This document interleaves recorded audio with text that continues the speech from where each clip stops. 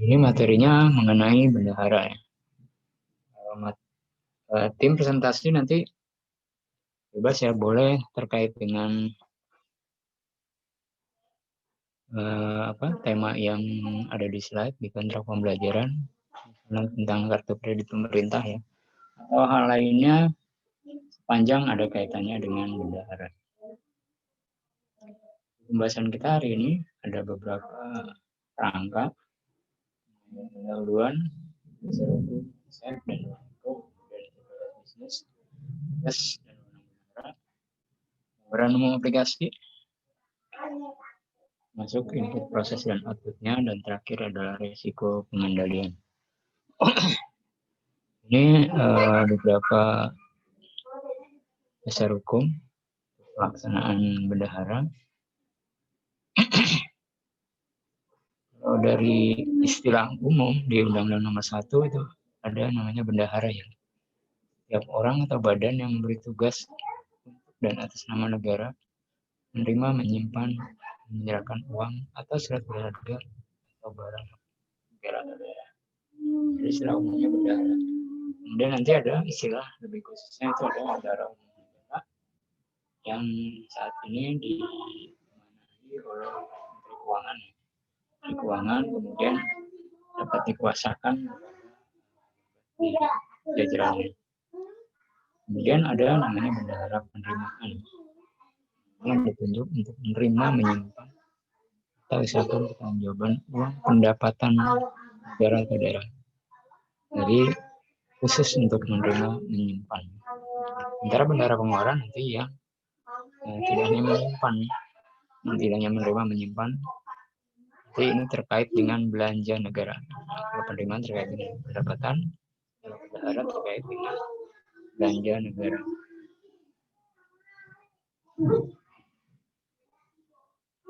Bendahara umum negara atau BUN ini dipegang oleh Menteri Keuangan, yaitu bendahara umum negara.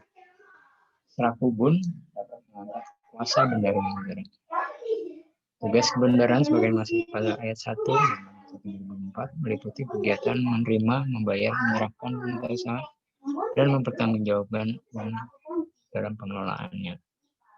Tugas utama memerintahkan penagihan piutang negara kepada pihak ketiga sebagai penerimaan anggaran. Melakukan pembayaran tagihan pihak ketiga sebagai pengeluaran anggaran. BUN berarti terkait penerimaan dan pengeluaran anggaran. Ini perihal bendahara ada di Undang-Undang Nomor 1 ya, bisa baca sendiri. Jadi di setiap unit itu ada bendahara. Biasanya di level eselon 1 itu ada satu bendahara ya, itu bendahara pengeluaran ya. Biasanya ada satu bendahara. Minimal ada satu bendahara pengeluaran. Tapi kalau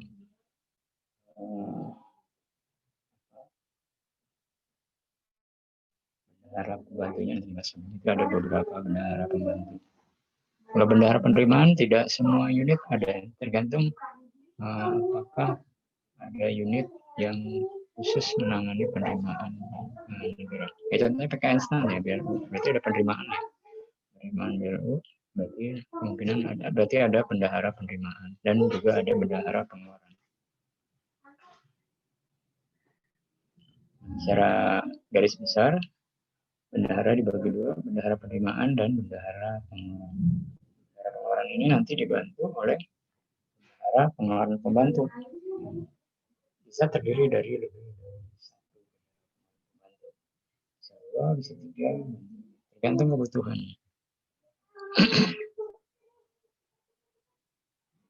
Nah, bisa juga nanti sepengetahuan saya, sepengalaman saya, mungkin teman-teman nanti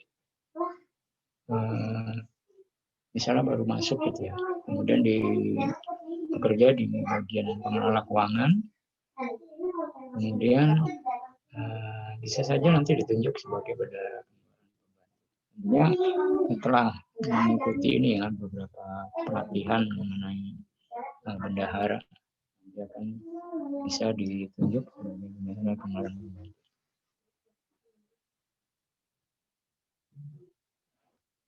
Ini tugas dan wewenang bendahara melaksanakan penerimaan dan pengeluaran kas negara.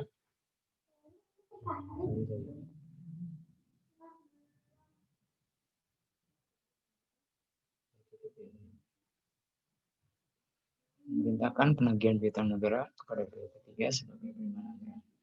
Melakukan pembayaran pihak ketiga sebagai pengeluaran anggaran. Antara bendahara penerimaan menerima dan menyimpan uang pendapatan. Di awal terkait dengan pendapatan itu adalah tugas dari bendahara penerimaan. Sementara untuk terkait dengan belanja, tugas dari bendahara pengeluaran. Salah satunya menerima menyimpan uang persediaan, melakukan pengujian tagihan, menolak perintah pembayaran, melakukan pemotongan. Jadi kalau ada pengeluaran negara, tagihan negara yang harus dibayarkan, ini biasanya melalui bendahara pengeluaran. Ada pembelian ATK, ada pembelian perjalanan dinas, biaya perjalanan dinas, ada biaya untuk pelaksanaan kegiatan sosialisasi. Nanti pembayarannya melalui bendahara pengeluaran.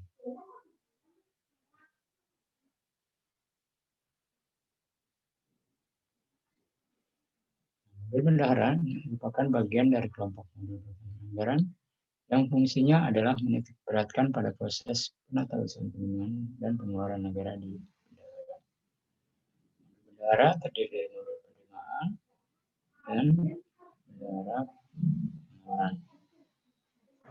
Kegiatannya meliputi penatausahaan AS bendahara, penatausahaan UP, penatausahaan potongan, penatausahaan surat berisi pendapatan, dan pemberian belanja, dan transaksi lain yang dikelola oleh bendahara. Berkaitan bendahara dengan modul ini sebenarnya secara umum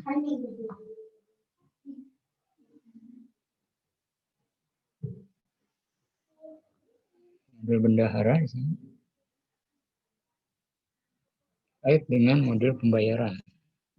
Jika ada tagihan-tagihan, bendahara akan membuat DRPP, daftar rincian pengeluaran, sampaikan ke modul pembayaran. Jadi, nanti dari modul pembayaran terbitkan SPP dan SPM. Kemudian modul bendahara juga terkait dengan modul anggaran. Ini untuk informasi pagu anggarannya. Terkait juga dengan modul GRP untuk jurnal pendapatan belanja. Modul bendahara juga memiliki keterkaitan dengan modul piutang. Ini terkait misalnya, contohnya ini ya, ada PNS yang memiliki kewajiban untuk TGR ya, dan ganti rugi misalnya. Contohnya seorang pegawai negeri menghilangkan laptop ya, atau BNN barang milik negara, kemudian harus bayar ganti rugi, berarti kan nanti dicatat di dalam modul piutang. Nah, pembayarannya itu nanti akan terkait antara modul piutang dengan modul bendahara. Sementara kalau modul komitmen sama modul aset ini kaitannya dengan modul pembayaran. Aset terkait dengan modul komitmen pada saat pencatatan BASD. BASD serah terima aset tetap atau persediaan itu ketika dilakukan pendetailan aset, pencatatan lebih detail dari aset tersebut dilakukan pada modul aset tetap yang datanya sebagian disuplai dari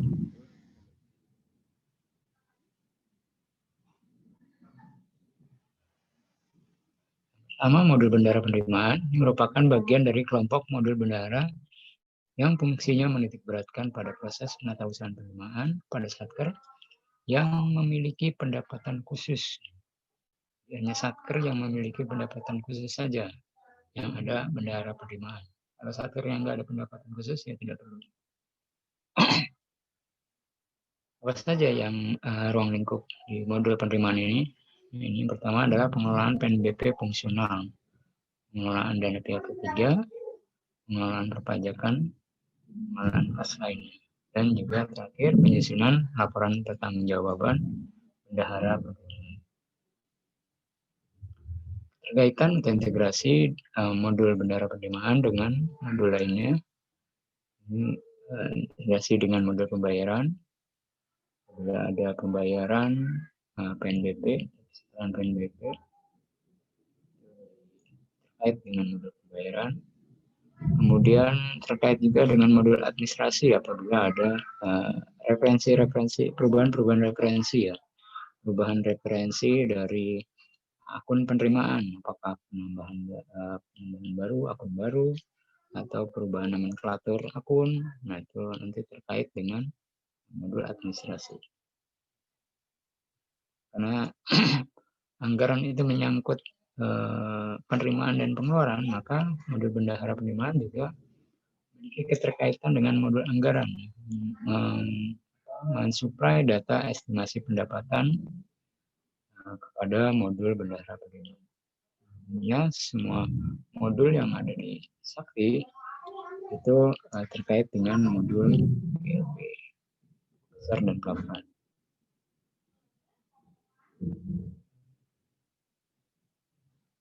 Satu fungsional ruang lingkup dalam modul penerimaan yaitu pengelolaan PNBP fungsional. Merupakan penerimaan yang berasal dari hasil pungutan Kementerian Negara atau lembaga atas jasa yang diberikan sehubungan dengan tugas pokok dan fungsinya. PNBP fungsional itu karena ada penerimaan yang terkait dengan tugas fungsi dari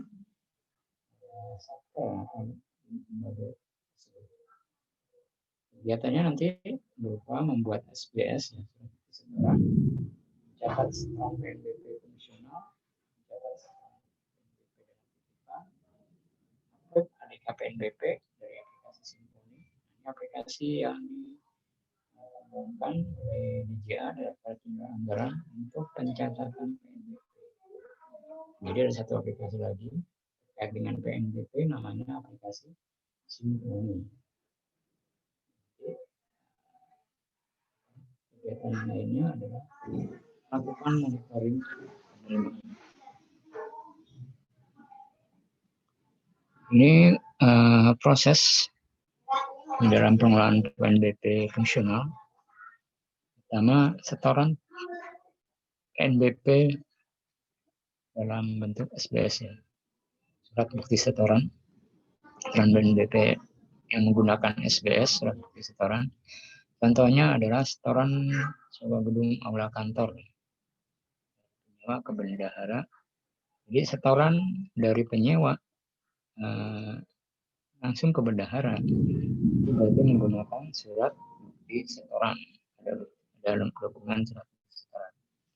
Prosedurnya nanti dicatat catatan penerimaan uang, kemudian oleh bendahara itu disetorkan ke bank. Jadi mendapatkan NPPN, nomor transaksi penerimaan negara. Hasil setoran tadi itu akan diupdate datanya ke modul anggaran. Update AFP, Annual Financial Plan, rencana keuangan tahunan.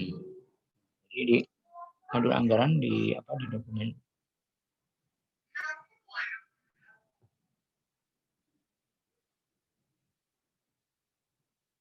dokumen DIPA itu ada rencana keuangan tahunan. Setiap tahun itu berapa penerimaannya, ada berapa per bulan, besar, itu ada rencananya. Ini akan diupdate setelah melakukan setoran. Dan juga diulang ke modul GL dan pelaporan. Kemudian kalau setoran PNBP yang non-SBS, jadi setorannya tidak melalui bendahara. Jadi ada misalnya ada orang yang ingin menyewa ruangan untuk mesin ATM, pihak ketiga ini yang menyewa ruangan itu langsung store ke kas negara. Gimana cara setornya? Nah, jadi lewat aplikasi Simponi ya.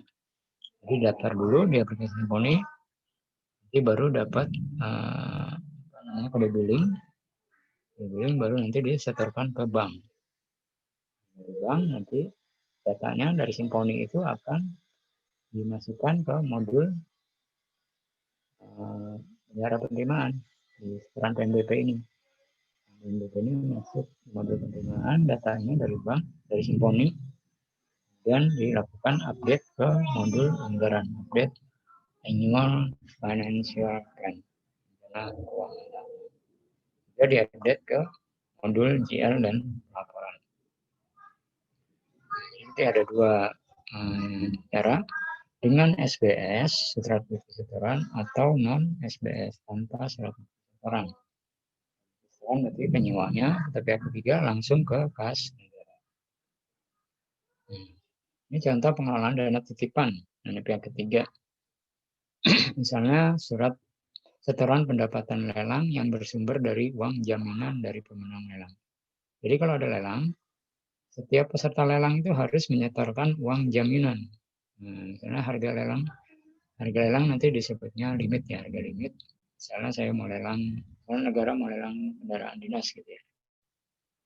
Jadi berapa nilai limitnya, berapa nilai dasarnya? Misalnya 200 juta misalnya. 200 juta, uang jaminan 5 juta gitu misalnya. Nah, jadi semua peserta yang lelang itu harus membayarkan uang jaminan 5 juta. Ketiga nanti melakukan setoran jaminan pihak ketiga. Nah, jadi di sini ya approval, ada kas masuk dari pihak ketiga. Ketiga, uang dicatat masuk, uang jaminan, kemudian terjadi proses lelang. Proses lelang nanti pada akhirnya akan ditentukan siapa pemenangnya. Kalau yang bukan pemenangnya nanti dikeluarkan uang lelang ini, kas keluar. Uang jaminan tadi dikeluarkan, dikembalikan ke pihak ketiga. Nah, uang jaminan yang pemenang lelang itu pindah kategori ke kas PNBP. Jadi ada jaminannya, kemudian ada pembayaran pelunasan. Jadi misalnya tadi harga 200 juta, ternyata pemenangnya 250 juta, uang mukanya 5 juta, berarti nanti ada penambahan kekurangan sebesar 245. Nah, nanti si pihak ketiga akan menyatakan kekurangannya menjadi setoran PNBP setelah ada proses pindah kategori ke kas PNBP. Juga diupdate ke modul GLP. Ini contoh perpajakan, ya, perpajakan lelang. Jadi ada pajaknya, misalnya ada pajaknya, penyetoraan BHP3, bukan pemenang, nanti dikembalikan ke pihak ketiga. Kalau yang pemenangnya pindah kategori kas pajak, nilai pajaknya. Kemudian perpajakan. Ini bentuk pengelolaan kas lainnya dari pihak ketiga. Ada approver, pada prinsipnya sama ya. Jadi ada approver dari modul bendahara penerimaan. Kan nanti ada proses pengembalian ke pihak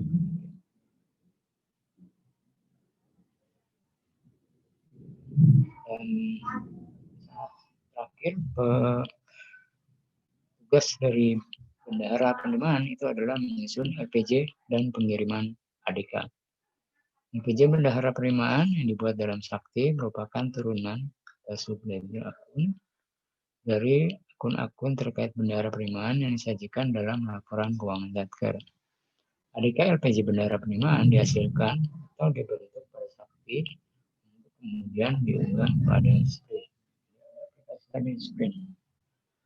Jika untuk LPJ bendahara diambil garis aktif, kemudian diunggah ke spreadsheet.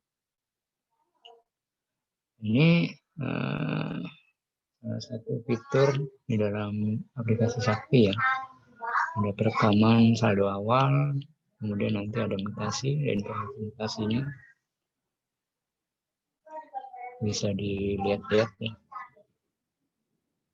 Soalnya kan nggak ada aplikasinya, kita nggak bisa dicoba. Ini fitur lainnya di modul penerimaan, di menu Sakti ya, menu Sakti khusus bendahara penerimaan.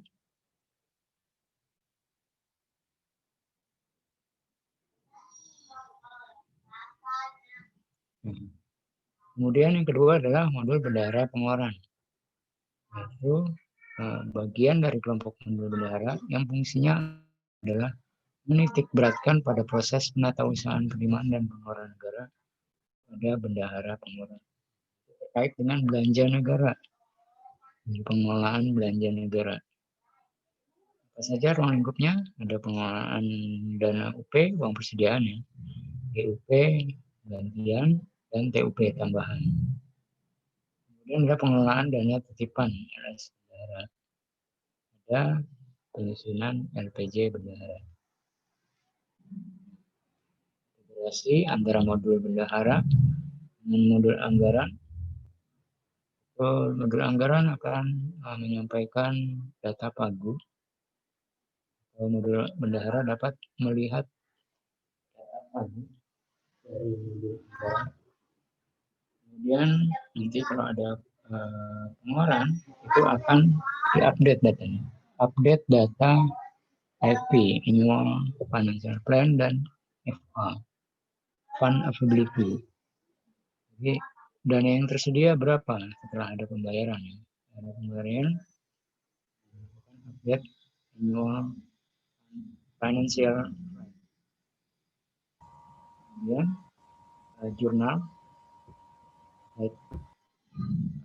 akan langsung terbentuk dalam modul JLP. Kalau kita itu juga terkait ke modul bendahara. Modul bendahara semuanya terkait dengan modul pembayaran ya. Pembayaran pasti akan melalui SPP ya. Setiap pengeluaran negara bentuk SPP, SPM, dan nanti SP2D ya. Ada keterkaitan modul bendahara dengan dokumen yang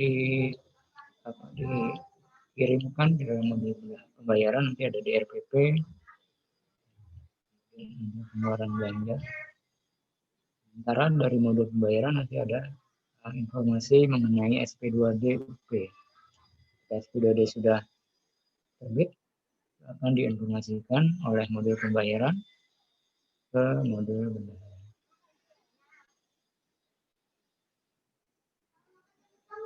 Yang lingkup yang pertama itu pengelolaan UP dan TUP. Yang pertama, melakukan kegiatan perhitungan usulan UP. Jadi ada usulan UP, bendahara mengajukan usulan UP ke KPPN. Berapa uang persediaan bulan ini?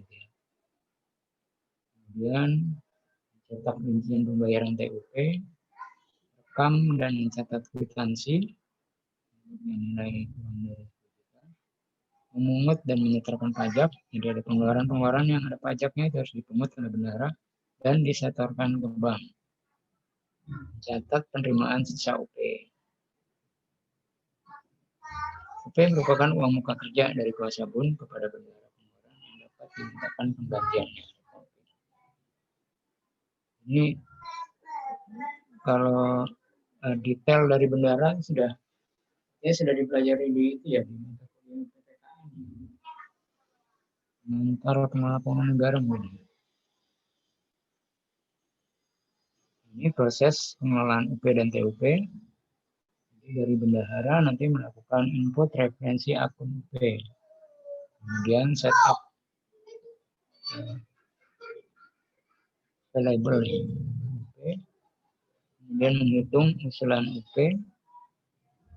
Kemudian mencatat di SPK, staf PPK atau staf pengelola keuangan SPK ya. Itu melakukan penginputan SPP. Oke, proses SPM. Kalau sudah terbit SP2D, dicatat SP2D. Kalau TUP nanti membuat rincian bendahara, membuat rincian TUP dan menyampaikan ke staf PPK. PPK proses SPP, SPM, kemudian setelah SP2D-nya terbit, dicatat SP2D-nya. Lalu proses pembuatan SPM BUP atau tambahan itu sebenarnya sama di komitmen mirip-mirip ya. Nanti ada KPPN. Untuk pembuatan SPM BUP nanti dimulai dari operator sakti melakukan penginputan. Ini contohnya ada pembelian aset untuk persediaan. Dia melakukan input operator, kemudian melakukan input SPBY, surat perintah pembayaran non akun dan aset, aset dan non aset. Kemudian PPK nanti menyetujui SPBY-nya, berapa yang akan dibayarkan, dicantum di dalam SPBY. SPBY nanti ada total yang harus dibayarkan oleh negara.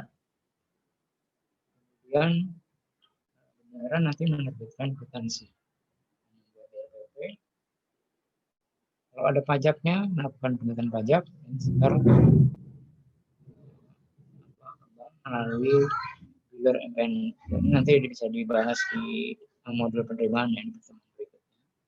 Jadi kalau ada pajak, negara akan melakukan penyetoran pajak melalui bilir PNB3. Apakah tadi simponi ya, kalau pajak simponi, PNBP simponi, kalau pajak nanti pajak bea cukai.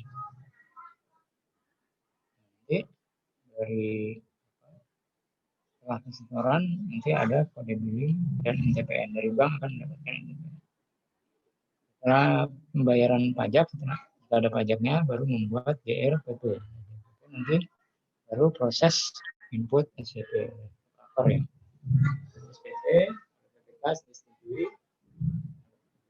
kemudian PPK membuat SPP dan dikirimkan ke KPPN. SPP nanti mendapatkan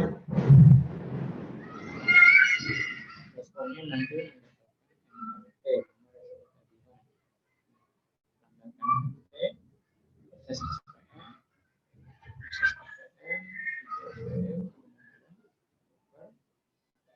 kemudian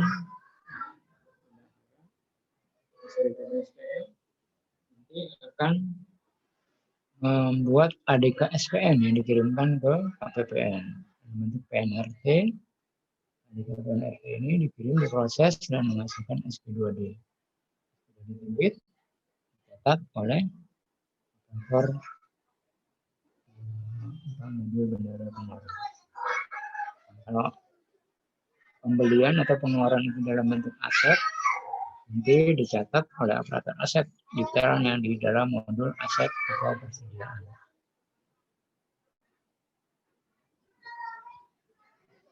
Ini alur kredit pemerintah.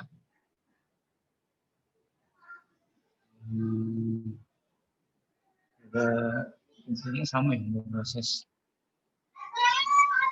penginputan.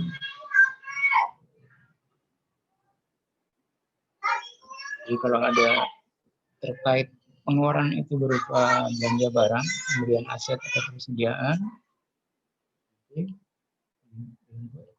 datanya oleh operator sakti,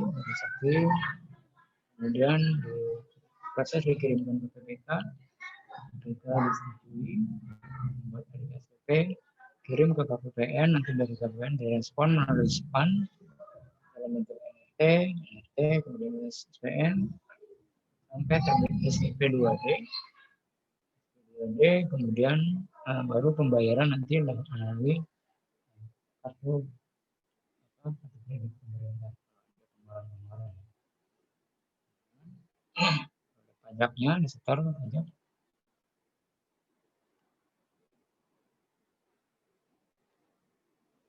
Proses transaksi non kontraktual. untuk pengeluaran-pengeluaran yang tidak perlu kontrak, yang tidak perlu perikatan, tidak perlu ada SPK.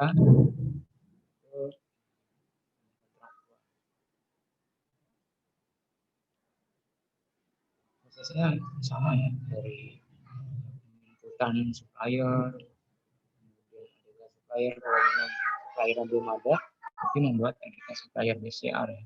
Jadi pembuatan supplier registrasi menunjukkan bahwa suppliernya masih baru, belum ada di kemudian nanti catat dapatkan nomor registrasi supplier. Supplier baru proses SPP, SPDY segala macam. Kemudian dari SPP nanti dapat NRT ya, nomor resmi tagihan, nanti proses SPN. Ini untuk pembayaran pajak bisa dilihat. Ini untuk proses pembayaran dana titipan atau pemberian belanja. Pemberian belanja kalau misalnya ada pegawai negeri yang misalnya sudah mengajukan SPPLS awal sebelum kegiatan dilakukan, dan ternyata ada kelebihan dana ya. Karena sebelum kegiatan sosialisasi misalnya, PPK-nya mengajukan SPPLS di awal sebelum kegiatan dilakukan, misalnya sebesar 100 juta, ternyata realisasinya hanya 80 juta. Jadi 20 jutanya itu harus dikembalikan. Kembalikan hanya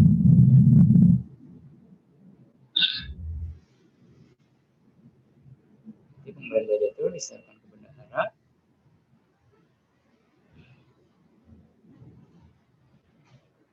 Ini oleh bendahara pengeluaran disetorkan bank melalui gelar contoh dana titipan atau pemberian belanja yang disetorkan melalui gelar atau FPM.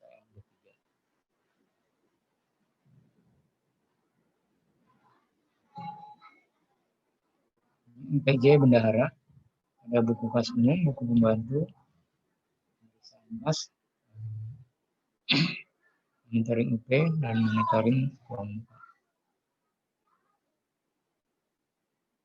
PJ bendahara dibuat dalam Sakti, merupakan turunan dari akun-akun terkait bendahara yang disajikan dalam laporan keuangan Satker.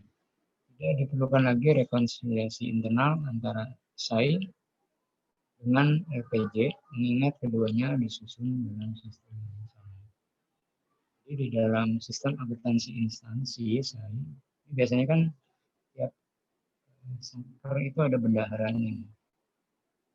Ini antar bendahara itu tidak perlu dilakukan rekonsiliasi lagi. Karena sudah menggunakan Sakti, dia akan secara otomatis ya, dia akan terkompilasi ya, kompilasi dalam Sakti. Mengikutnya dari aplikasinya dibantu dan sebagainya. Ini contoh tampilan fitur yang ada di modul Sakti, modul bendahara pengeluaran. Ini adalah contohnya ya.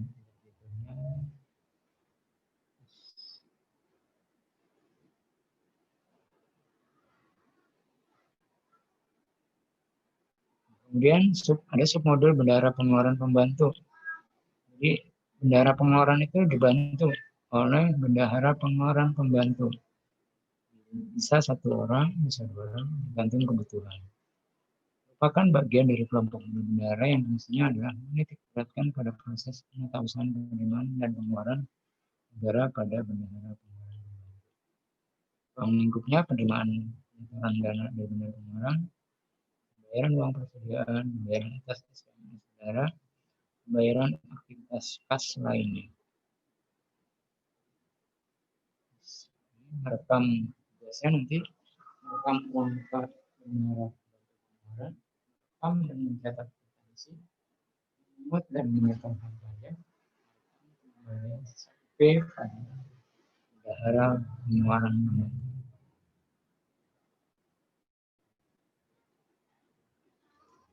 Juga mencatat realisasi pembayaran dana titipan.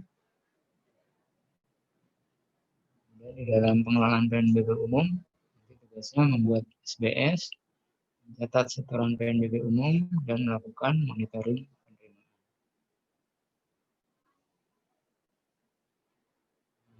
BPP juga melakukan penyusunan EPJ. Buat dan sakti merupakan turunan dari subledger akun. Tidak diperlukan lagi rekonstruksi internal atas ayu dengan EPJ, mengingat keduanya disusun dalam sistem yang sama. Ini transaksi UPTUP di dalam modul bendahara pengeluaran pembantu. Proses apabila ada UP atau TUP ya, bendahara nanti akan merekam uang muka.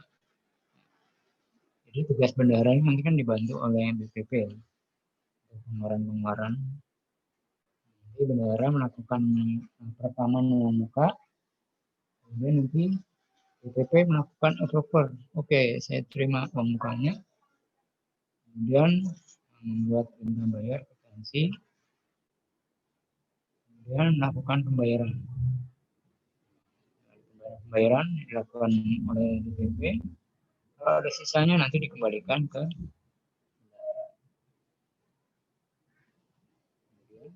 pembayaran tersebut. SP2D-nya, UP-nya itu dibuat LPJ oleh BPP.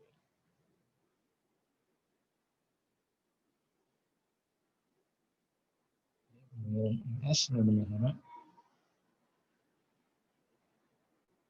Prosesnya mirip. Jadi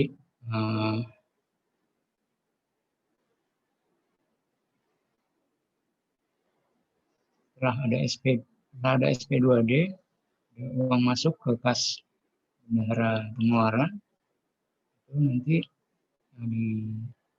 dikirimkan ke bendahara pembantu pengeluaran, kemudian pembayaran dana titipan. Jadi kalau tadi di awal ya, ada misalnya ada uang jaminan lelang, kan bendahara pengeluaran nanti yang akan setoran ya ke kas negara, itu kalau langsung. Tapi kalau melalui bendahara pengeluaran, pembantu pengeluaran, itu nanti prosesnya seperti ini. Kirim ke bendahara pengeluaran yang akan melakukan setoran ke dana titipan ke banknya. Jadi bukan bendahara. Bendahara BPP juga melakukan monitoring dana.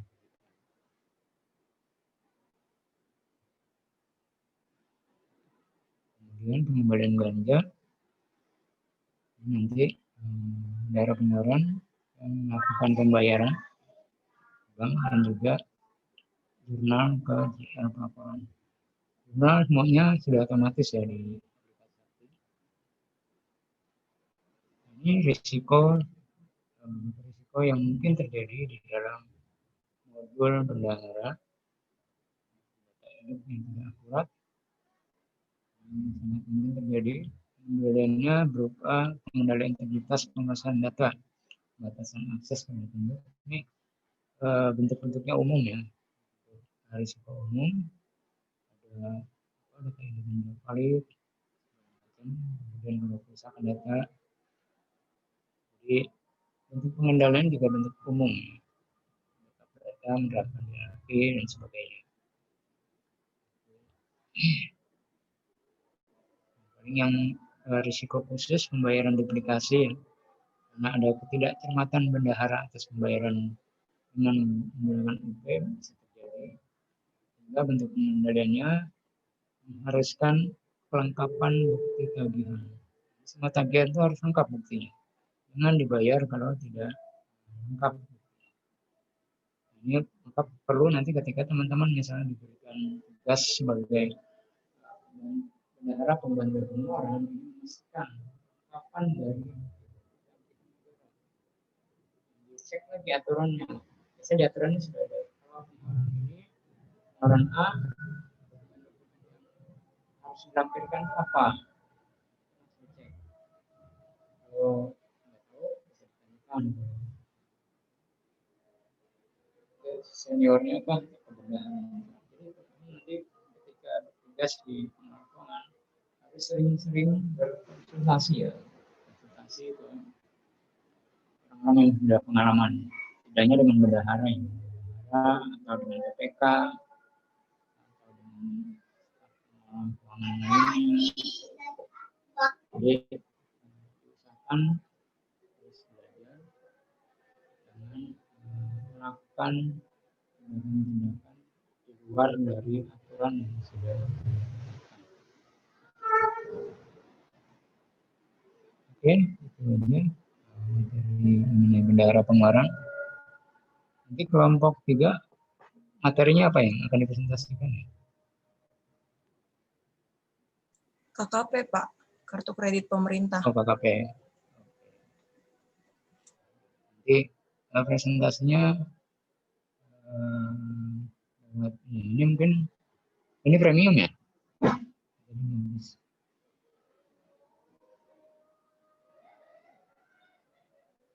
Ya, kita break sholat dulu ya. Nanti kalau ada pertanyaan bisa sekalian digabung ya dengan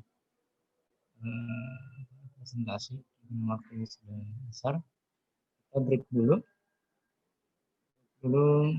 sampai jam, kembali lagi jam 15 ya. Sementara saya tutup. Terima kasih, kita break. Assalamualaikum warahmatullahi wabarakatuh. Waalaikumsalam. Silakan teman-teman kelompok 3 untuk menyampaikan presentasinya ya terkait dengan KKP ya, kredit pemerintah atau kredit pemerintah. Baik, Pak. Silakan kelompok 3 ya.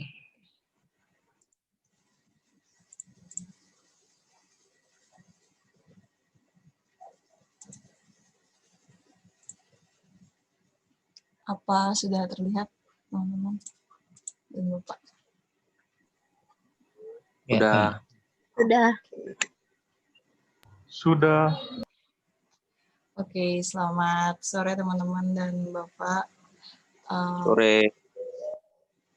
Kami dari kelompok 3 ingin mempresentasikan tentang kartu kredit pemerintah. Pertama-tama, perkenalkan kelompok kami. Yang pertama itu saya, Hana Anastasia Yolanda, absen 10. Lalu ada rekan saya, Vanessa Dea Putrikani, absen 26. Dan ada Weni Meisari, absen 27. Jadi, apa itu kartu kredit pemerintah? Berdasarkan PMK nomor 196 garis miring PMK 05 garis miring 2018, kartu kredit pemerintah adalah alat pembayaran dengan menggunakan kartu yang dapat digunakan untuk melakukan pembayaran atas belanja yang dapat dibebankan pada APBN, di mana kewajiban pembayaran pemegang kartu dipenuhi terlebih dahulu oleh bank penerbit kartu pemerintah, dan Satker berkewajiban untuk melakukan pelunasan kewajiban pembayaran pada waktu yang disepakati dengan pelunasan secara sekaligus. Jadi ada 4 tujuan kartu kredit pemerintah. Yang pertama itu meminimalisasi penggunaan uang tunai dalam transaksi keuangan negara atau cashless. Yang kedua ada meningkatkan keamanan dalam transaksi. Yang ketiga ada mengurangi potensi fraud dari transaksi secara tunai. Dan yang keempat ada mengurangi cost of fund atau idle cash dari penggunaan UP. Di sini ada 2 jenis kartu kredit pemerintah, yaitu yang pertama untuk belanja barang operasional dan belanja modal, itu dipegang oleh pelaksana kegiatan atau belanja. Contohnya seperti pengadaan barang atau jasa, terus ada pejabat struktural, pelaksana, dan atau pegawai lainnya ditugaskan oleh KPK atau PPK untuk melaksanakan pembelian atau pengadaan barang atau jasa. Lalu yang kedua ada belanja perjadin, itu dipegang oleh pelaksana perjadin. Contohnya adalah pegawai atau pejabat pelaksana perjadin. Lalu di sini ada alur pikir KKP.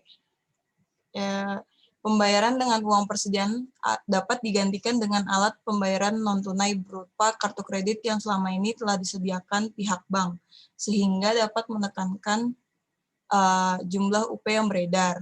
Nah, di sini kan ada infografisnya itu, mekanisme pembayaran kan ada dua, yaitu pembayaran langsung sama uang persediaan.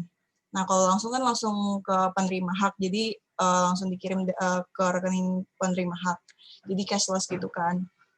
Terus yang uang persediaan itu melalui bendahara pengeluaran kan, lalu diselesaikan dengan kartu kredit. Nah, seperti yang sudah dijelaskan tadi kan kartu kredit terbagi menjadi dua jenis, yaitu belanja barang operasional dan modal sama yang belanja perjadin.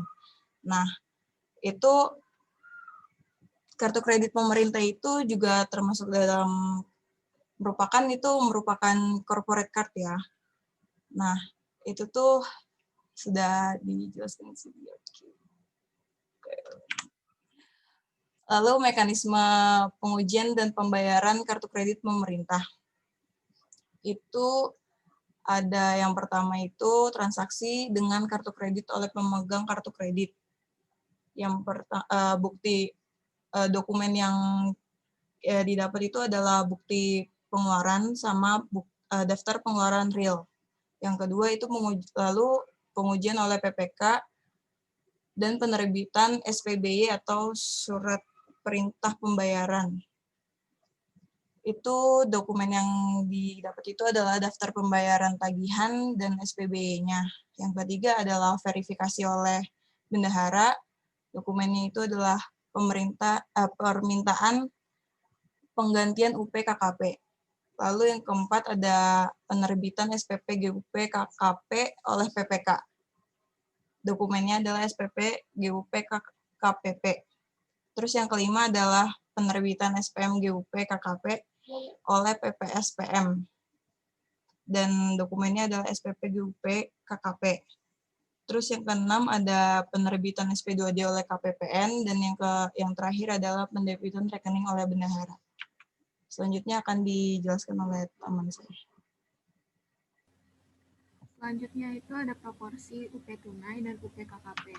Jadi sebagaimana diatur dalam PMK nomor 178 tahun 2018 tentang perubahan atas PMK nomor 190 tahun 2012 tentang tata cara pembayaran dalam rangka pelaksanaan APBN, UP tunai itu diatur sebesar 60%, sedangkan uang persediaan untuk kartu kredit pemerintah itu diatur sebesar 40%.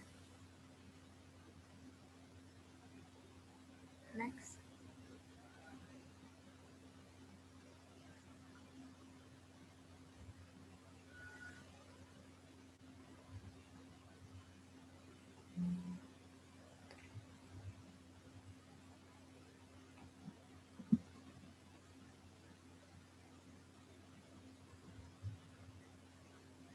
Next.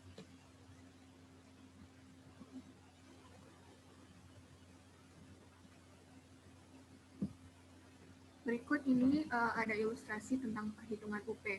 Jadi misalnya pada Pagu ditetapkan UP sebesar 15 miliar rupiah.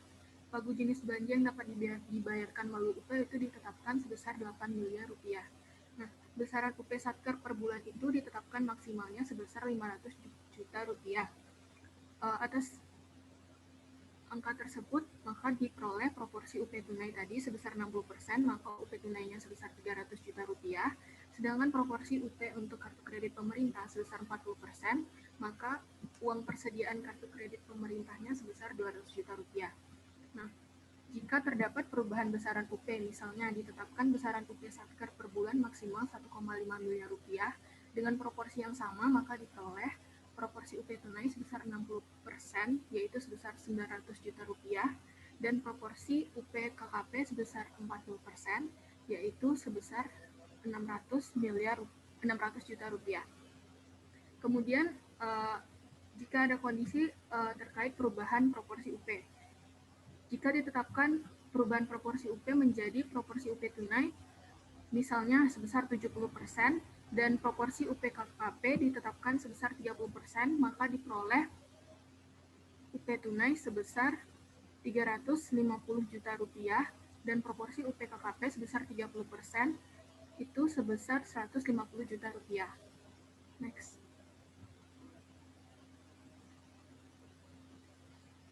Terkait tentang persetujuan atas perubahan proporsi UP kartu kredit pemerintah itu diberikan oleh Kepala Kanwil DJPB.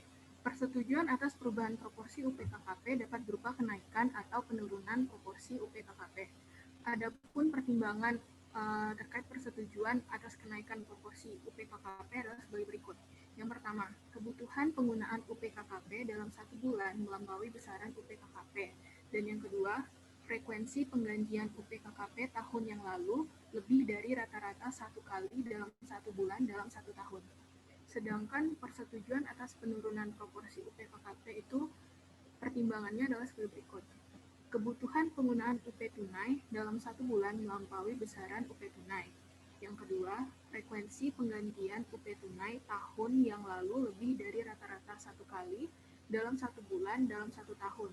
Dan terbatasnya penyedia barang atau jasa yang menerima pembayaran dengan KKP melalui mesin Electronic Data Capture yang dibuktikan dengan surat pernyataan dari KPA. Next slide.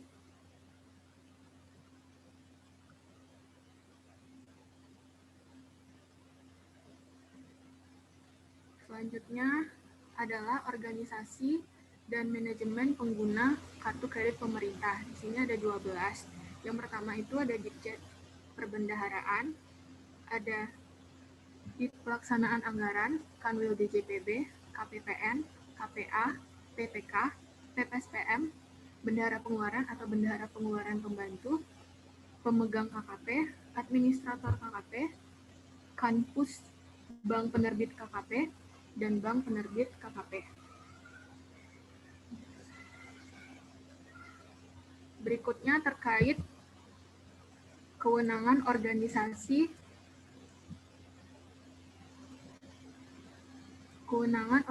dan manajemen pengguna kartu kredit pemerintah. Yang pertama itu ada di Ditjen Perbendaharaan memiliki tugas dan wewenang.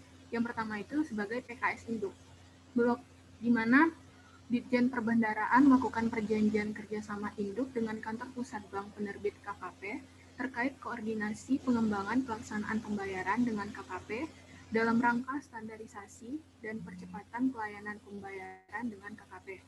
Yang kedua itu ada sosialisasi, melakukan sosialisasi penggunaan KKP kepada kementerian lembaga dan para pemangku kepentingan.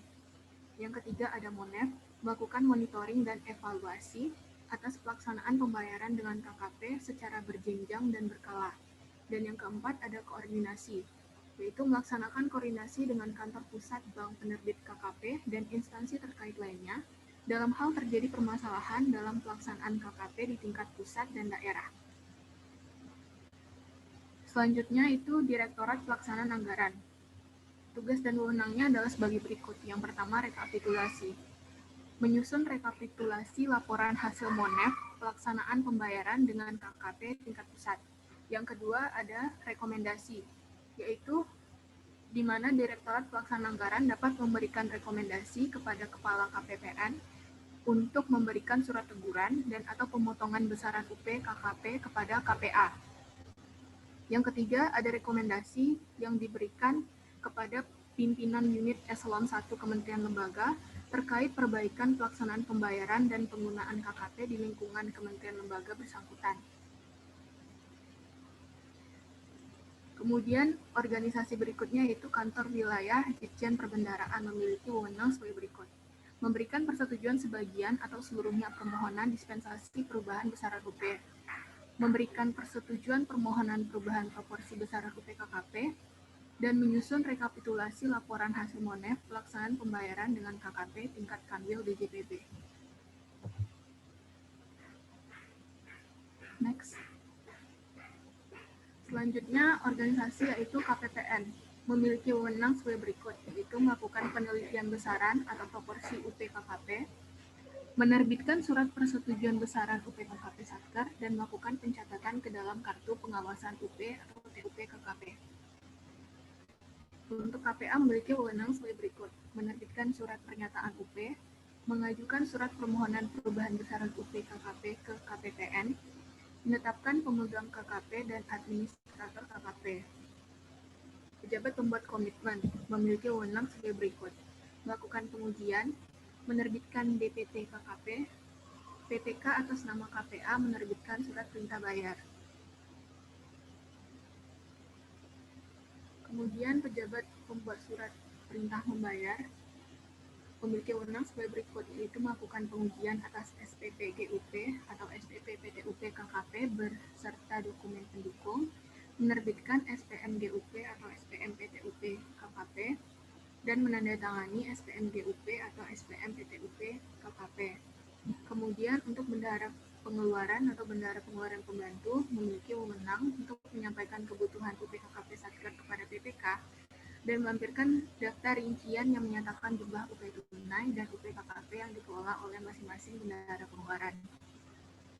Untuk kantor pusat bank penerbit kartu kredit pemerintah memiliki wewenang untuk melakukan PKS induk dengan DJPB terlebih dahulu sebelum melakukan PKS Satker dan memastikan standarisasi pelayanan dalam penggunaan atau pembayaran KKP.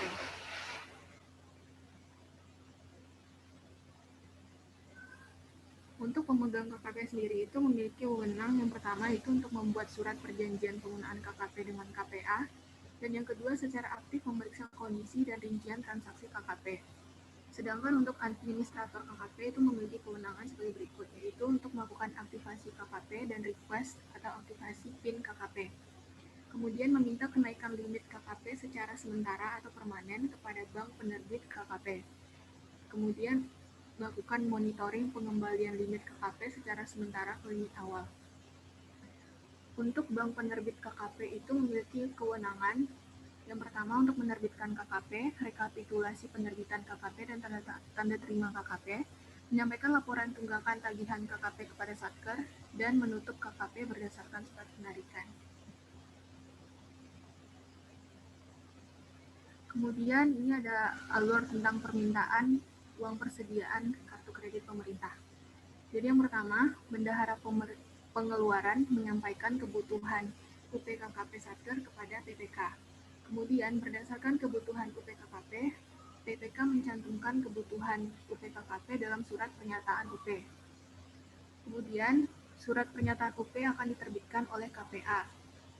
Lalu diterbitkanlah setelah dilakukan penelitian besaran atau proporsi UPKKP oleh KPPN. Dalam hal terdapat perubahan besaran UPKKP atau perubahan proporsi UPKKP setelah adanya penyampaian SPM UP, Satker mengajukan surat permohonan perubahan besaran UPKKP kepada KPPN, dilampiri dengan surat pernyataan UP dari KPA dan surat persetujuan perubahan besaran UP atau proporsi UPKKP dari Kanwil DJPB.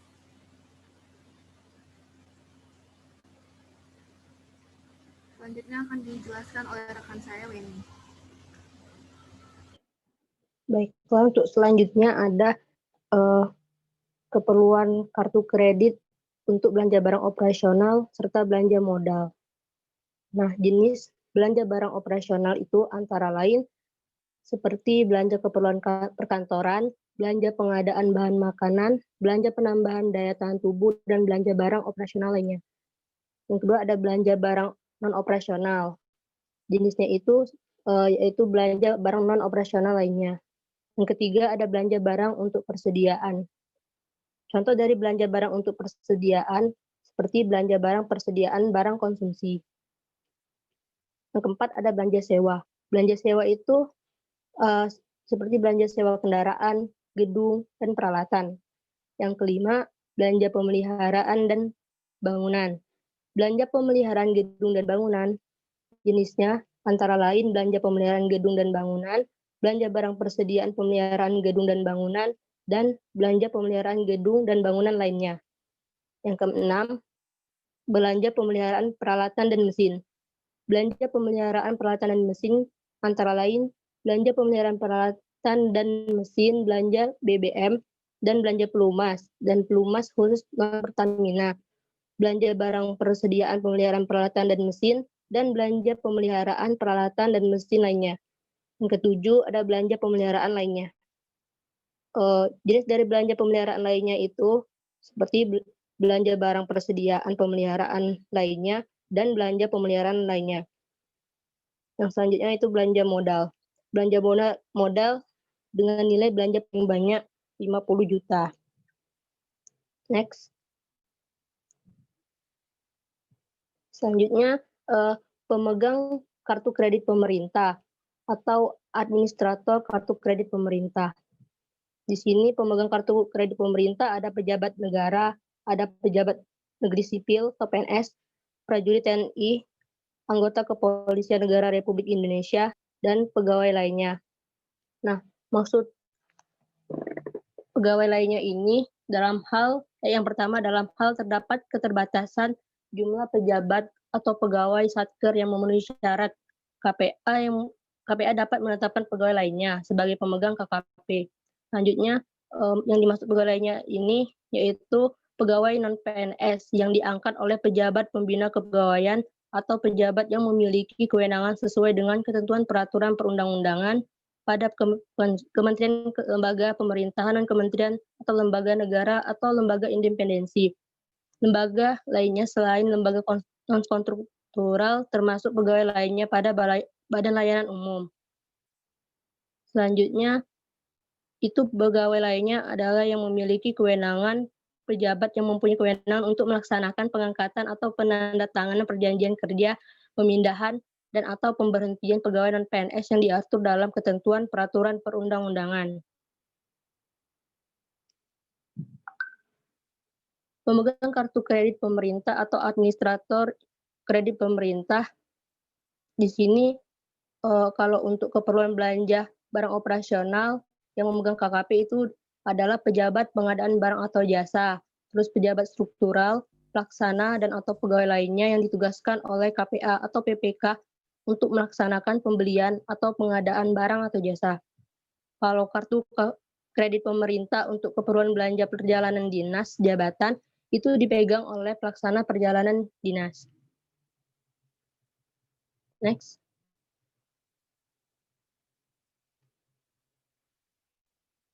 Selanjutnya, batasan belanja menggunakan kartu kredit pemerintah. Kan tadi kartu kredit pemerintah digunakan untuk belanja barang operasional serta belanja modal dan untuk belanja perjalanan dinas jabatan. Kalau untuk belanja barang operasional serta belanja modal, itu batas belanjanya paling banyak 50 juta untuk pertama kali setiap kartu kredit dalam 1 bulan.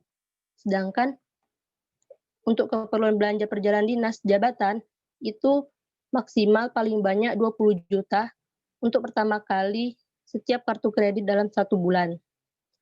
Total limit KKP satuan kerja paling banyak sebesar uang persediaan KKP yang telah disetujui dan atau mendapat persetujuan TUP KKP. Total besaran UP KKP, penggunaan UP KKP dan garis miring atau persetujuan TUP KKP dalam 1 tahun tidak melebihi pagu jenis belanja yang bisa dibayarkan melalui UP KKP. Pagu jenis belanja yang bisa dibayarkan melalui UP KKP adalah paling banyak 40% dari pagu jenis belanja yang bisa dibayarkan melalui UP. Selanjutnya, ini adalah alur pelaksanaan pembayaran dengan kartu kredit pemerintah.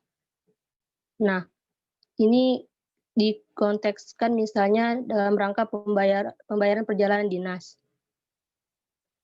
Pemegang KKP, baik pegawai atau pejabat, itu melakukan misal perjalanan dinas, menggunakan kartu kredit pemerintah dalam melakukan pembayaran hotel misalnya.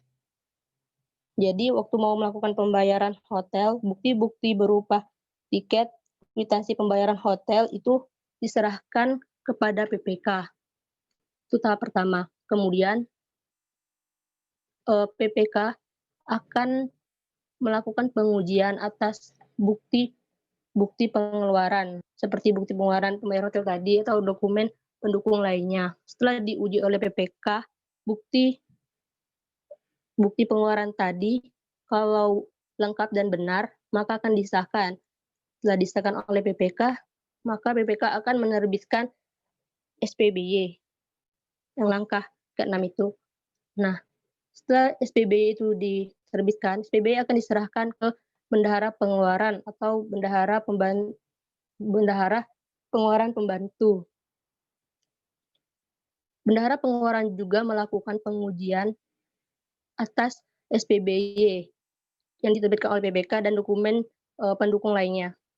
Setelah diuji dan diverifikasi kalau benar dan lengkap dokumen tersebut, maka bendahara pengeluaran akan mengajukan permintaan penggantian UPKKP ke PPK. Kemudian bendahara pengeluaran akan menerbitkan SPP GUP KKP yang langkah nomor 9 itu. Setelah SPP GUP KKP itu diterbitkan oleh bendahara pengeluaran, diserahkanlah SPP GUP KKP itu ke PPSPM. PPSPM kemudian akan menguji SPP GUP KKP. Jika SPP GUP KKP-nya itu lengkap dan benar, maka PPSPM akan menerbitkan SPM GUP KKP. Kemudian dokumen SPM GUP KKP itu akan diserahkan ke KPPN. KPPN akan melakukan pengujian. Apabila telah dianggap lengkap, maka akan diterbitkan SP2D.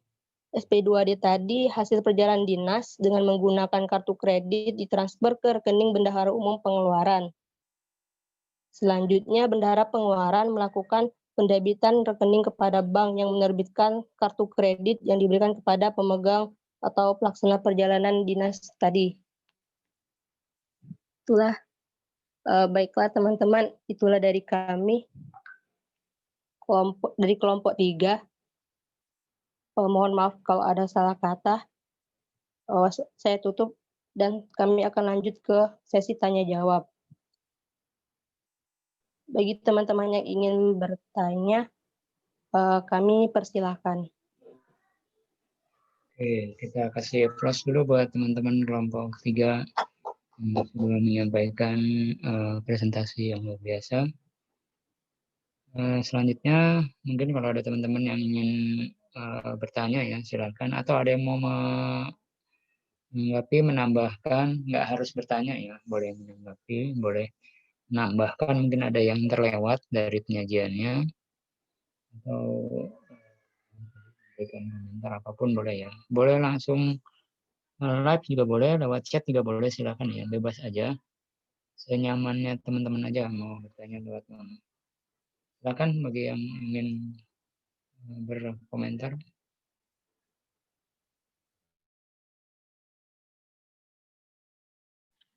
Izin bertanya.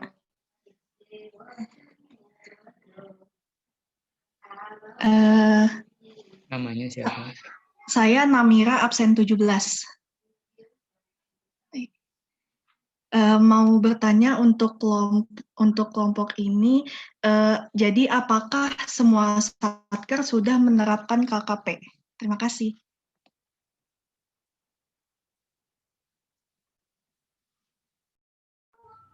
Izin bertanya, Bapak dan kelompok 3. Saya Nuriska, absen 18. Saya mau bertanya, selama masa pandemi corona ini, bagaimana implementasi dari kartu kredit pemerintah itu sendiri ya? Apa ada perbedaan dengan yang sebelum-sebelumnya? Terima kasih.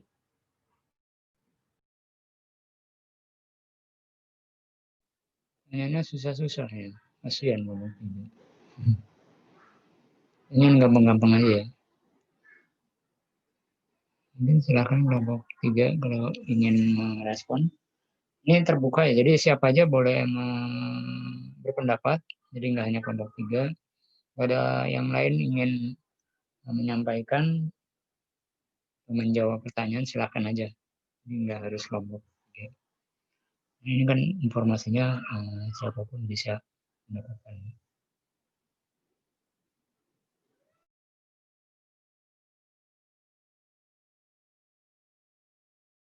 Yang pertama, apakah seluruh satker sudah mengimplementasikan KKP ya?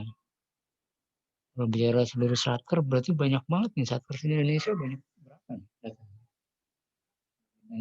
Apakah seluruh satker? Saya sih ragu kalau semuanya bisa menerapkan. Tapi yang jelas sudah difasilitasi ya. Tapi mungkin teman-teman kelompok ini ada pendapat lain. Kemudian yang pertanyaan kedua tadi, Bagaimana implementasinya selama masa pandemi ini? Ada perbedaan nggak? Bayangan saya sih ada peningkatan ya, peningkatan penggunaan kredit. Kalau bayangan saya, tapi nggak tahu mungkin ada peningkatan. Izin menjawab, Pak. Silakan. Sebentar, saya share screen. Nah, di sini untuk menjawab pertanyaan dari Namira ya. Di sini dari petunjuk teknis kartu kredit pemerintah KKP sendiri ya. Nah, tadi pertanyaannya itu kan apakah semua satker sudah menerapkan KKP? Mungkin sih sudah, tapi ini ada satker kementerian atau lembaga yang tidak dapat melaksanakan pembayaran dengan KKP. Ini di poin ketiga, itu tuh meliputi kayak nggak termasuk ruang lingkup pengaturan ini, seperti Satker Perwakilan Republik Indonesia di luar negeri, Satker Atase Teknis, ya lalu ada Satker yang seluruh mekanisme pembayaran belanja KL menggunakan mekanisme pembayaran langsung, lalu Satker yang seluruh anggaran belanja KL bersumber dari hibah atau pinjaman dalam negeri atau luar negeri, atau SBSN, atau UP yang sumber dananya berasal dari PNBP.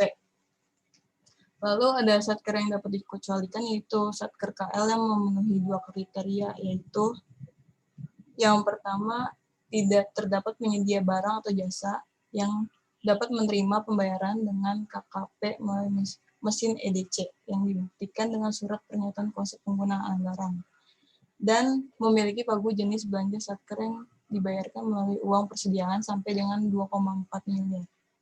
2.400.000.000 rupiah, 2,4 miliar. Lalu ada Satker KL yang dikecualikan, yaitu Satker KL dengan kewenangan dekonsentrasi atau tugas pembantuan. Lalu, ya itu sih paling yang di poin 3 ini. Nanti saya bakal share filenya mungkin. Terima kasih. Terima kasih, Ana. Jadi ada beberapa satker ya yang dikecualikan dapat boleh tidak menggunakan KKP. Secara prinsip sebenarnya apapun boleh ya. Yang penting ada kerjasama dengan bank penerbit ya, dari kartu kredit tersebut. Disebutkan anak berdasarkan peraturan itu ada beberapa satker yang dikecualikan, tidak bisa. Salah satunya tadi misalnya kalau memang satker tersebut pengeluaran pakai LS semua, karena kan memang KKP itu hanya untuk yang UP ya. Baik, terima kasih ya. Nah, berikutnya tadi kelompok siapa yang bertanya, di masa pandemi ini ada perbedaan penggunaan KKP ya.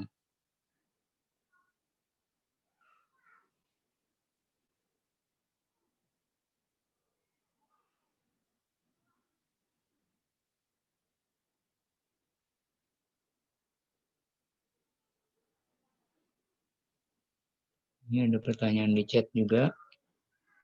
Apa kelebihan dan kekurangan atau kendala dalam penggunaan KKP? Tadi belum, slide-nya nggak ada ya kelebihan. Kemudian bagaimana apabila terjadi kesalahan dalam penggunaan KKP, perjalanan dinas untuk operasional dan belanja modal?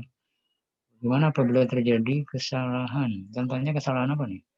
Bagaimana apabila terjadi kesalahan dalam penggunaan KKP? Kesalahan apa? Bisa lebih detail nggak, Raw? Mungkin kesalahan itu, Pak. Saya masih bingung sebenarnya, Pak. Itu kartu kreditnya itu jadi satu apa pisah gitu, Pak? Kalau jadi satu dengan pembayarannya. Untuk pembayaran operasional sama belanja modal itu kira-kira jadi satu kartu kredit apa beda gitu, Pak? Kalau misal jadi satu terus tercampur gitu bagaimana? Ya betul. Oke. Itu ya. Tadi kan kartu kredit bagi 2 ya. Ada untuk belanja operasional sama perjalanan dinas. Apakah kartu kreditnya dijadiin satu atau ada 2 kartu kredit gitu ya? Oh. Iya, Pak. Betul, Pak. Terima kasih, Pak.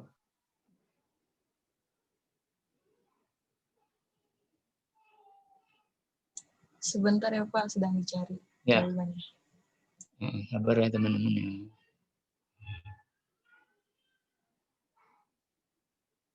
Enaknya di online gitu ya, kita bisa mencari. Pak, izin menjawab pertanyaannya, Rof. Ya, silakan.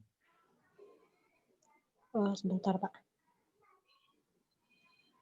Tadi pertanyaannya, bagaimana jika terjadi kesalahan dalam penggunaan KKP perjalanan dinas untuk operasional dan belanja modal. Jadi di sini jadi jawabannya itu dapat dari sesuai dengan Peraturan Menteri Keuangan 196 PMK nomor 5/2018. Itu kan telah diatur bahwa KKP itu sendiri mempunyai dua jenis, maksudnya itu kartu KKP itu ada untuk KKP operasional, belanja modal, dan KKP untuk perjalanan dinas. Jadi kartu kreditnya itu ada dua jenis. Nah, masing-masing jenisnya itu harus digunakan sesuai dengan peruntukannya. Tidak boleh saling silang dalam penggunaannya.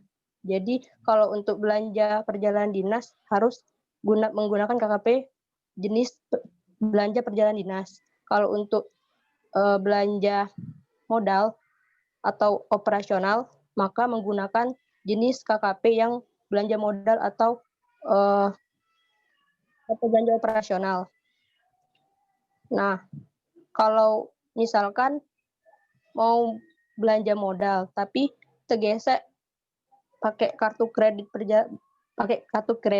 belanja perjalanan dinas, maka itu kan ada fungsinya masing-masing. Jadi KKP belanja perjalanan dinas tadi itu tidak akan berfungsi kalau untuk dilakukan di belanja perjalanan modal. Belanja modal, maaf. Nah, lalu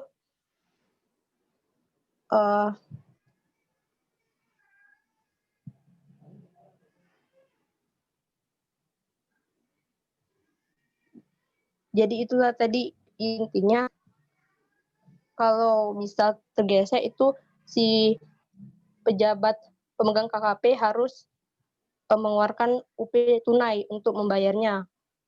Jadi yang KKP yang salah gesek tadi itu tidak akan berfungsi kalau dia tidak digunakan sesuai dengan peruntukannya. Itu Pak, kalau terjadi kesalahan. Apa bisa dipahami oleh Rof? Menurut, jadi ada dua KKP ya, khusus. Satu untuk operasional belanja modal, satu lagi untuk perjalanan. Jadi nggak bisa saling transaksi ya. Misalnya ada pengeluaran untuk perjalanan, misalnya pembelian tiket pesawat gitu kan. Tapi yang digesek pakai KKP-nya operasional belanja modal, itu nggak bisa. Ya, secara teknis nggak bisa ya. Jadi nggak bisa terlibat gitu ya. Nah, jadi rekeningnya, jadi mau nggak mau kalau misalnya saldonya jadi nggak ada saldo KKP-nya, berarti harus pakai KP biasa ya. Gitu. Baik Pak, terima kasih Weni dan Pak Mariadi. Saya juga ini ya, belum pernah praktek langsung KKP, jadi mungkin detailnya seperti apa nanti saya tanyakan teman-teman yang sudah pernah menggunakan ya. Mudah-mudahan ada informasi tambahan.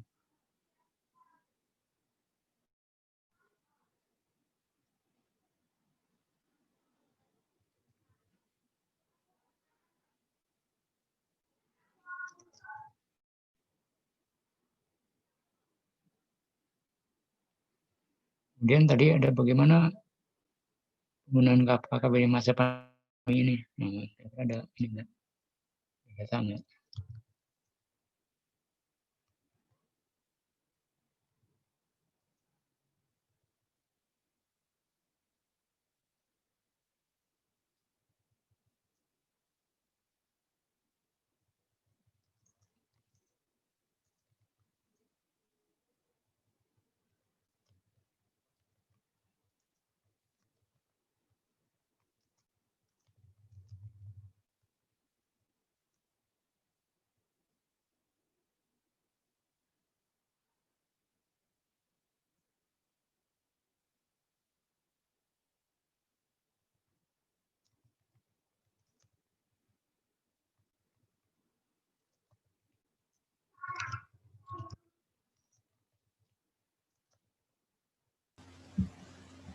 Pak, izin menjawab, Pak.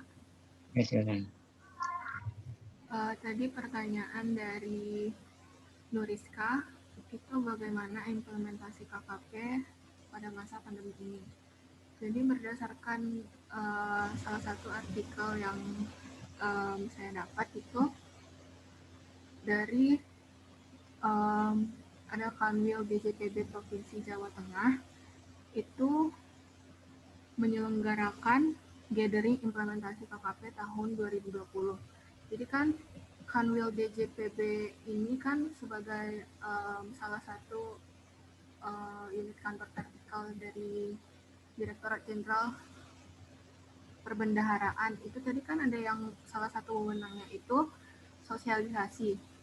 Nah, jadi melalui kegiatan ini tuh Kanwil DJPB Provinsi Jawa Tengah sekaligus mensosialisasikan tentang KKP ini bersama dengan beberapa bank.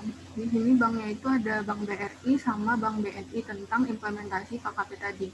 Nah, pandemi COVID ini kan juga jadi kayak mendorong alasan kuat untuk mendorong peningkatan penggunaan kartu kredit pemerintah. Karena tadi salah satu tujuan KKP itu kan ada meminimalisir penggunaan uang tunai dan transaksi keuangan negara. Jadi jadi lebih jadi penggunaan, jadi kan KKP-nya tuh cashless gitu loh. Jadi apalagi di masa pandemi ini, jadi kan kayak sesuai gitu. Jadi dia cashless, jadi memberikan kemudahan. Selain itu juga ke KKP ini tuh kan tadi PMK-nya tuh baru keluar itu tahun 2018. Jadi baru jalan mungkin tahun ini baru 2 tahun ya.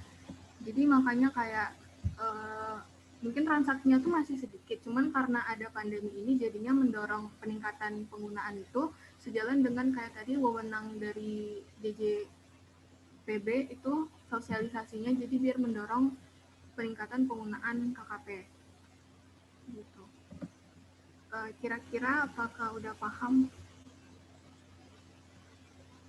Baik, terima kasih. Terima kasih. Ada ini yang pertanyaan dari Yoga. Apa kelebihan dan kekurangan atau kendala dalam penggunaan KKP? Jadi di slide ada nggak ya? Saya lupa.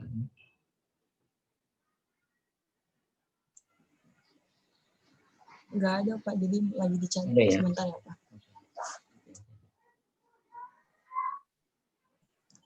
Pak, izin bertanya, Pak. Izin bertanya juga untuk teman-teman kelompok 3. Kalau nggak salah dari slide 21, boleh tolong ditampilin nggak?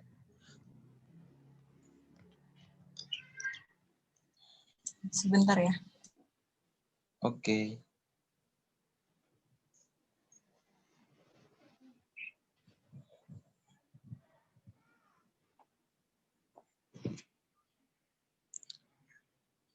Yang batasan atau limit.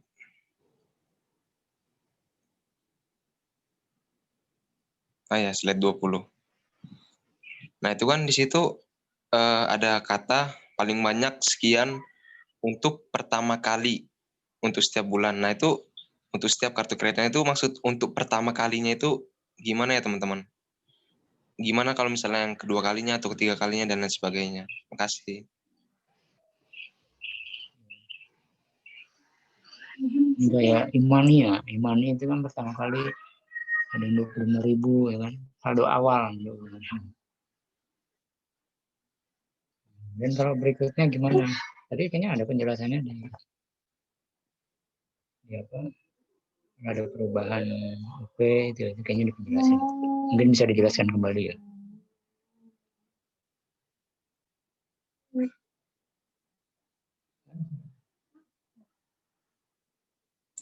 Mohon izin menjawab pertanyaan Yoga, Pak. Oke. Kalau untuk kelebihan dari KKP-nya ini sih yang saya lihat tuh Kalau itu tuh penggunaan kartu kredit itu sebagai jadi lebih transparan gitu. Aduh, bentar, maaf. Lebih transparan gitu untuk apa sih, untuk bukti-buktinya kan. Lebih transparan karena pelaksanaannya akuntabel. Terus kayak mengurangi apa sih, mengurangi fraud gitu juga. Kan kalau misalnya ada fisik biasanya lebih mudah untuk diambil ya. Maaf ya. Maaf atau apa gitu ya. Iya, Pak. Jelas lebih aman ya. Penggunaan KP lebih aman, bisa diakuntabel, karena jelas transaksinya dengan siapa, langsung pembayaran dengan KKP gitu ya. Iya. Lalu juga belanja operasionalnya jadi lebih efisien kan, karena barang sama jasa atau jasanya itu didapat dulu sama pemerintah, habis itu dilunasi kemudian gitu. Jadi kegiatannya bisa jadi lebih cepat sama lancar. Apakah sudah efektif juga ya? Iya. Efektif juga. Nah, mengurangi idle cash ya. Kemudian fleksibel juga, nggak usah bawa duit banyak-banyak kan, tinggal gesek aja. Kurangannya mungkin keterbatasan ya, karena cuma hanya digunakan untuk belanja kejadian sama personal. Jumlahnya juga terbatas kan, karena tadi kalau UP 60% misalnya, nggak bisa semua. Terus KKP hanya 40% gitu misalnya ya. Jadi ada pembatasan. Itu ya Yoga ya. Terima kasih, Pak. Baik, Pak. Terima kasih, Pak dan Hana. Kemudian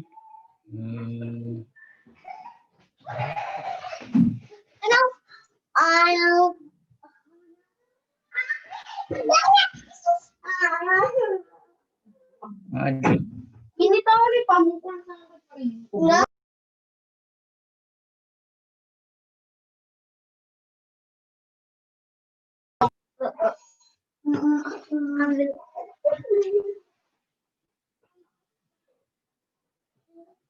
Ya, tadi berikutnya pertanyaan dari batasan ya. Apakah itu maksudnya pertama itu 50 juta sama 20 juta, itu berikutnya gimana?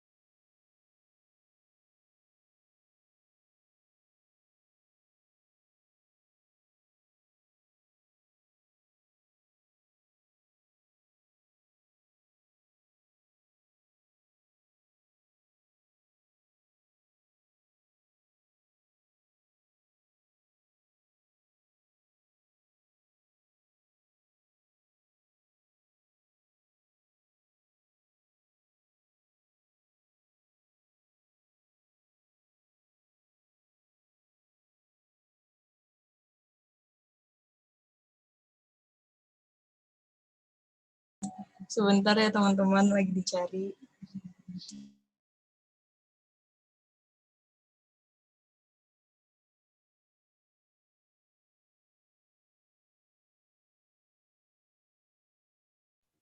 Izin Pak, mau coba menjawab pertanyaan Arga.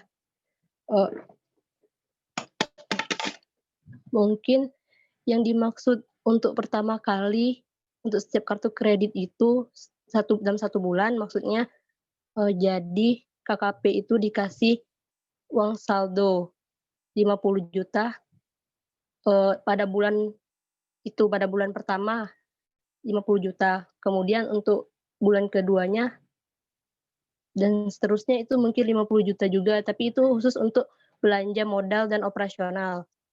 Sedangkan kalau untuk belanja perjalanan dinas sama, yaitu saldo awalnya dikasih 20 juta dan bulan berikutnya 20 juta juga, dan untuk seterusnya, untuk setiap bulan seterusnya juga 20 juta. Tapi maksimal 20 juta untuk keperluan belanja perjalanan dinas.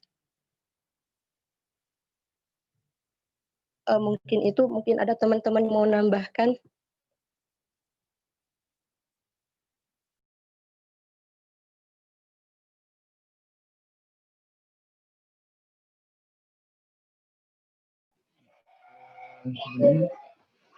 Iya.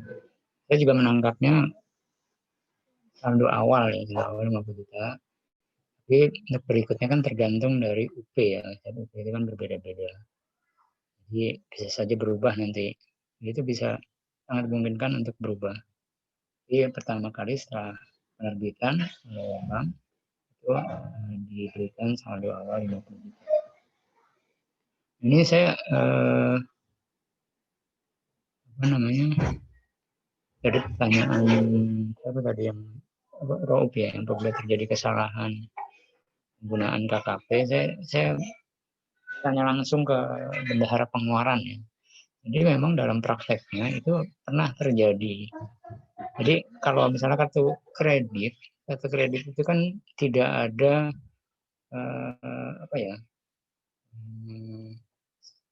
sensor untuk menolak pembayaran ya.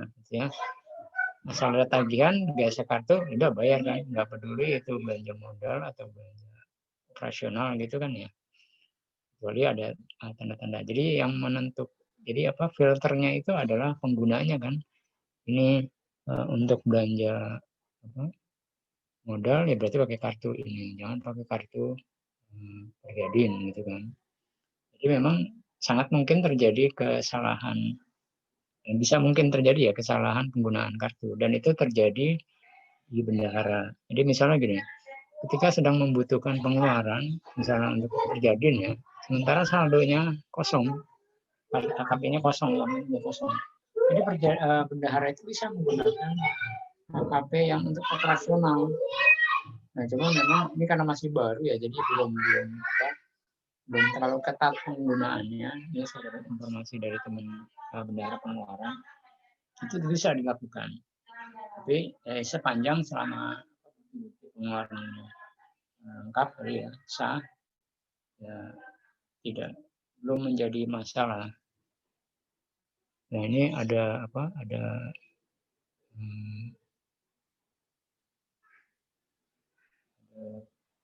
arahan dari Direktorat Jenderal Perbendaharaan agar setiap satker itu membuat SOP internal dalam penggunaan KKP ini.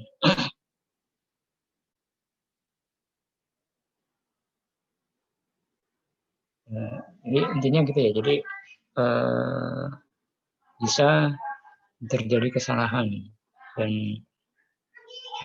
yang terjadi nanti adalah SPJ-nya, SPJ KKP. Berarti SPJ-nya kan misalnya GUP ya, GUP KKP. GUP KKP itu nanti kalau bayangan saya di SPJ GUP itu kan bisa digabung antara belanja modal sama operasional dalam satu SPP ya. Ingat saya ya, kalau nggak salah. Jadi masih tetap bisa di SPJ-kan untuk revolving ulang. Kira-kira gitu tambahannya. Nah, ini sepertinya sistem masih terus diperbaiki. Kalau bayangan saya kalau untuk fleksibilitas mungkin bisa ya. Belum tahu, nanti kita lihat perkembangannya aja. Terima kasih pertanyaan, bagus sekali. Ada lagi pertanyaan yang lain dari teman-teman?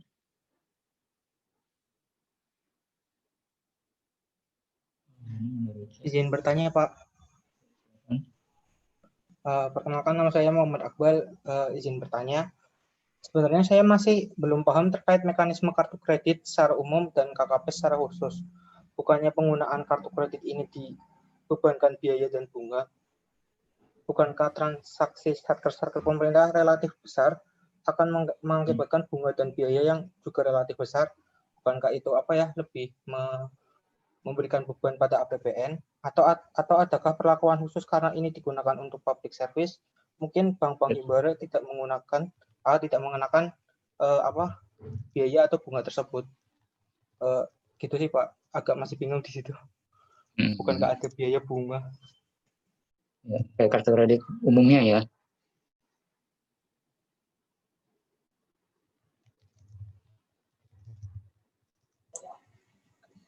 Izin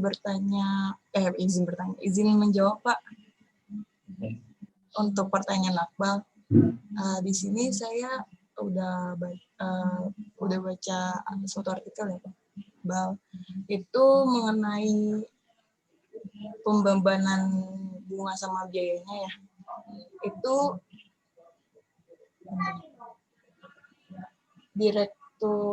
Direktur Penelitian Center of Reform on Economics ini atau CORE Indonesia ini yang bernama Muhammad Faisal itu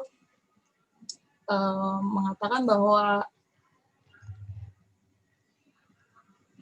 si Himbara ini atau Himpunan Bank Negara ini yang mengeluarkan KKP tersebut tuh memberikan perlakuan khusus dari sisi biaya administrasi gitu. Jadi ya gitu, pasti emang ada treatment khusus buat KKP sendiri. Gitu. Bal, apa sudah terjawab?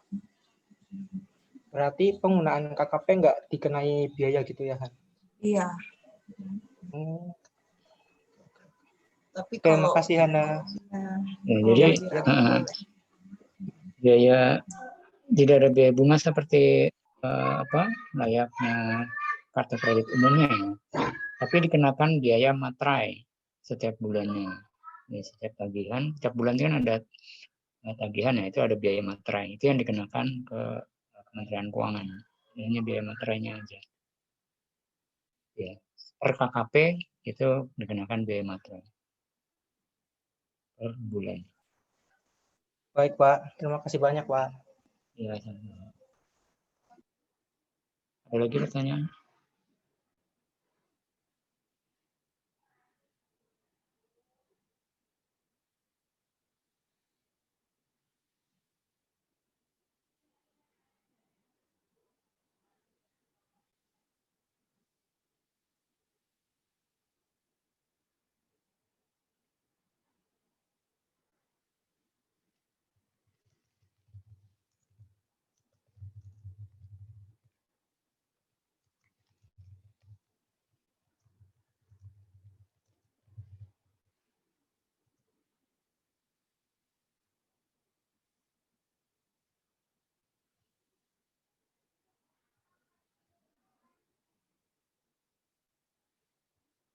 Lagi? Kalau nggak ada, kita akhiri. Terima kasih kelompok 3, luar biasa atas diskusinya hari ini. Terima kasih buat teman-teman yang sudah berpartisipasi di dalam diskusi hari ini. Terima kasih atas perhatian teman-teman semuanya. Ini ada pertanyaan lagi? Selain KKP mungkin ada pertanyaan yang lainnya?